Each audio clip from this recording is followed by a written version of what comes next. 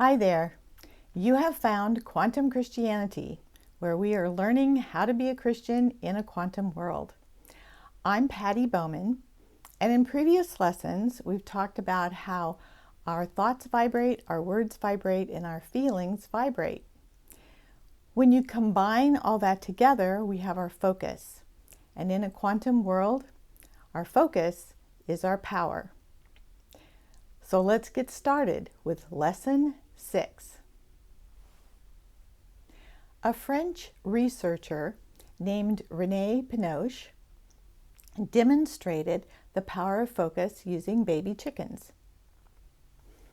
When chicks are first hatched, they imprint on their mother. If their mother's not available, then they choose the first moving object they see. In this experiment, that was a robot. This robot was built to go forward, backward, turn left, turn right, randomly. This random pattern looked something like this. It moved all over the available space.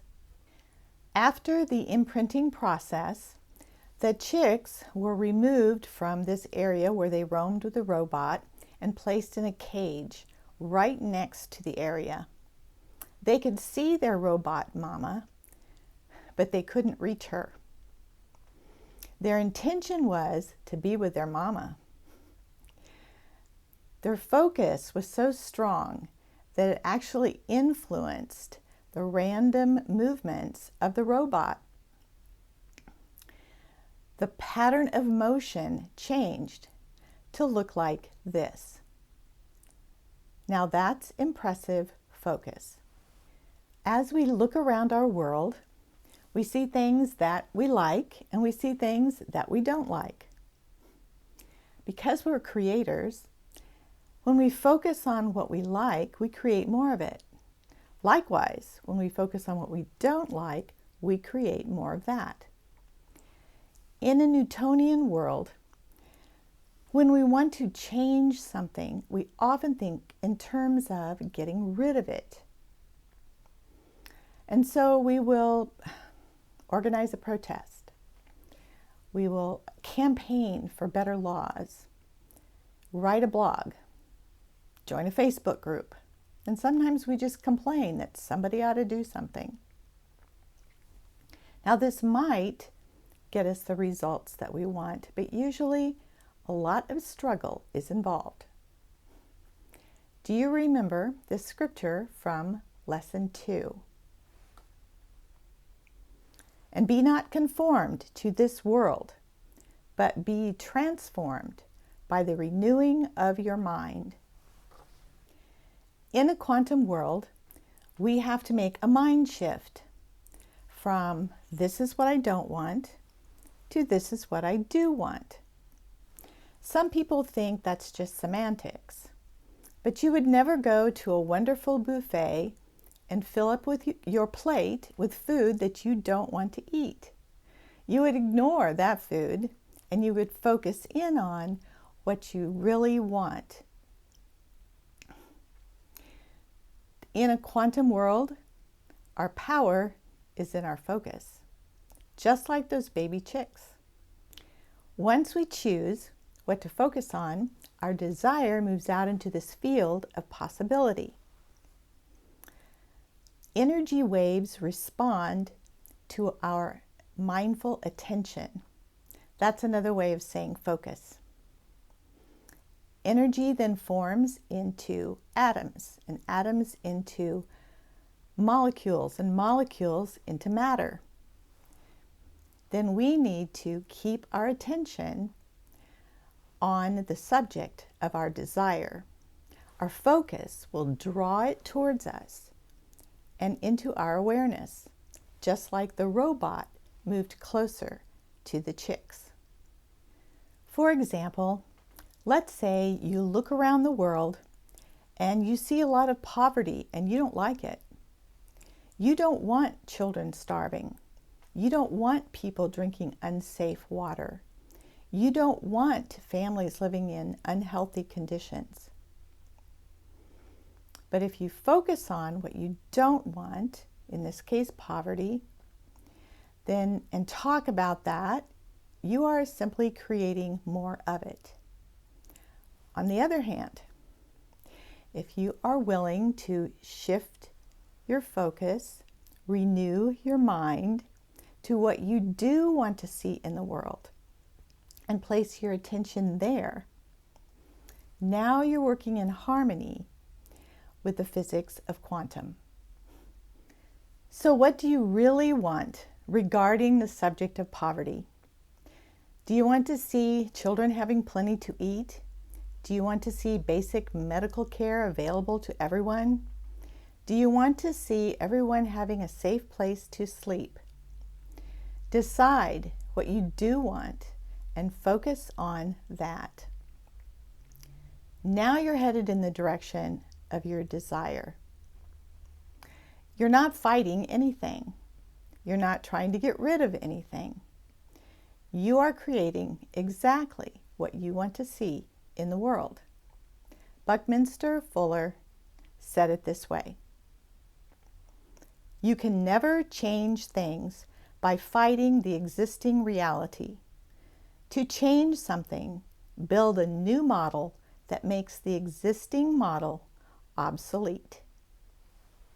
Because we are used to a Newtonian way of explaining the world, we often spend a lot of time, money, worry, effort, and frustration trying to make a difference in the world.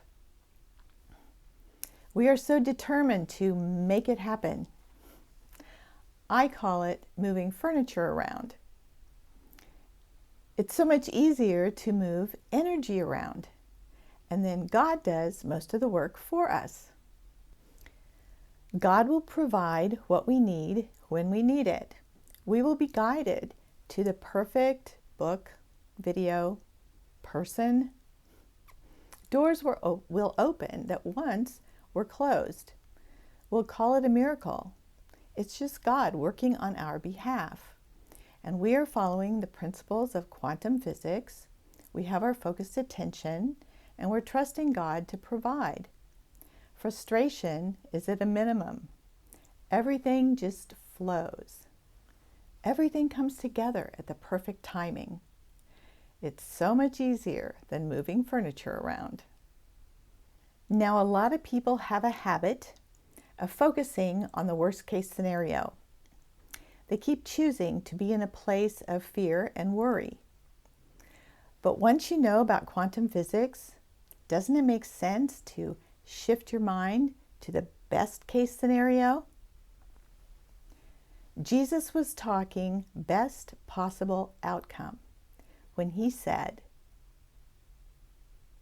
"I came so you can have life and have it abundantly." So in this example we have been using, instead of fighting poverty, what if we create abundance?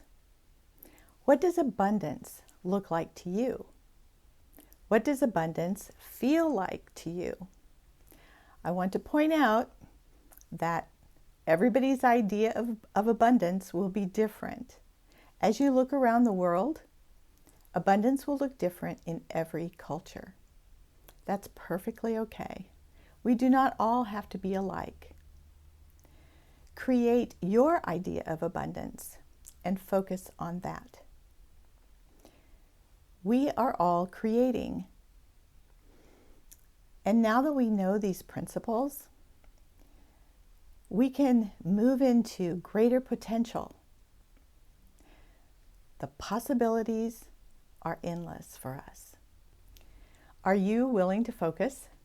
If you are, I have an experiment for you. I got this experiment from Pam Grout's book, E². I hope you'll read her book. I really liked it. Check your local bookstore, online, or in the public library. In this experiment, you will be focusing on yellow butterflies or purple feathers. You're going to ask God to send you a yellow butterfly. Within a 48-hour time period. So you need to write it down so that you know when your 48 hours is over. In the comments below, tell me what you chose, the butterflies or the feathers, and tell me your story. On your way to those comments, click the subscribe button if you haven't done so already. And if you click on that little bell, then you'll get an email when the next video is ready.